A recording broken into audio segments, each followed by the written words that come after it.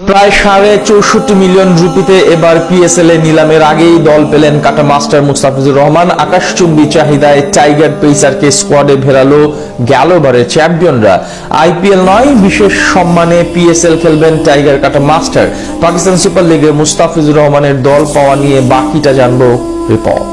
কলকাতা না লাহোর, লাহোর লাহোর, ভারত না পাকিস্তান, পাকিস্তান পাকিস্তান। হ্যাঁ, টাইগার ক্রিকেট প্রেমীদের মুখে মুখে এখন এই স্লোগান, কারণ এবার আকাশচুম্বী চাহিদায় পিএসএল এ দল পেলেন মুস্তাফিজুর রহমান। আইপিএল থেকে উপেক্ষিত থাকলেও এবার ঠিকই পিএসএল এ জায়গা করে নিলেন বিশাল অঙ্কের পারিশ্রমিকের বিনিময়ে। পাকিস্তান সুপার লিগের গেলবারের চ্যাম্পিয়নরা তাকে নিল বিশাল চাহিদার মাধ্যমে।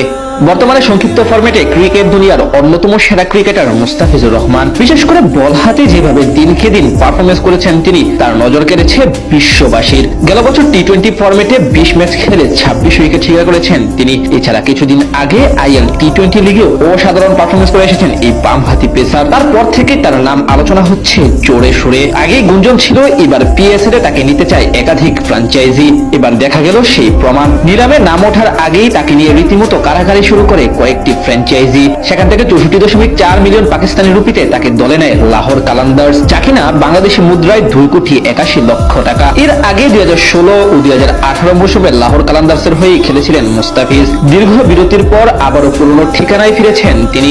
চুক্তি ঘোষণার সময় লাহোর কালান্দার্সের মালিক সামিন রানা বলেন, একবার কালান্দার্স মানেই চিরকাল কালান্দার্স। মুস্তাফিজ শুধু একজন খেলোয়াড় নন, তিনি আমাদের পরিবারের অংশ।